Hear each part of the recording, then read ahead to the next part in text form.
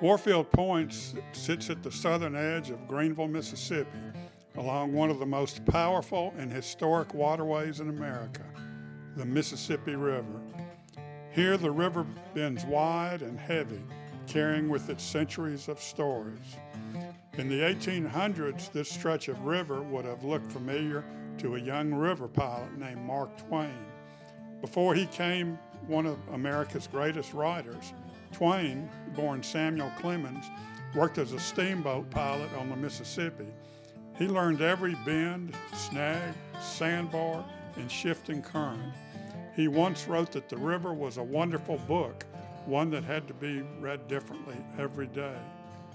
And this bend near present-day Warfield Point would have been part of that ever-changing book. In those days, the Mississippi did not respect town boundaries. It moved. It carved away banks. It swallowed land. In fact, Greenville's original town site was destroyed by river erosion in the 19th century, forcing the city to relocate. The ground beneath Warfield Point has been shaped and reshaped by that same restless force. By the early 20th century, the Delta had become one of the richest cotton-producing regions in the world. Steamboats, the very kind Twain piloted, carried cotton and goods up and down the river. Greenville thrived because of it. Then came 1927. The great Mississippi flood inundated the Delta in one of the worst natural disasters in American history. Levees failed across multiple states, and much of the surrounding region disappeared underwater. In Greenville, thousands of displaced people crowded onto the levees for safety. The disaster transformed federal river policy, leading to massive levee reinforcements and control systems that still define the riverbanks today, including those at Warfield Point. The steamboats of Twain's era eventually gave way to diesel-powered towboats, pushing long strings of steel barges.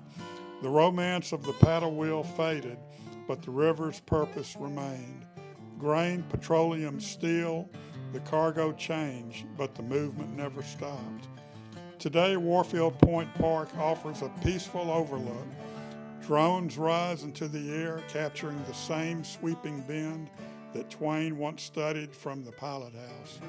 Towboats pass steadily, engines low and powerful, pushing against the current just as they have for generations. If Twain stood here now, he might recognize the river immediately, not because it looks the same, but because it still behaves the same. Always shifting, always powerful, always in motion.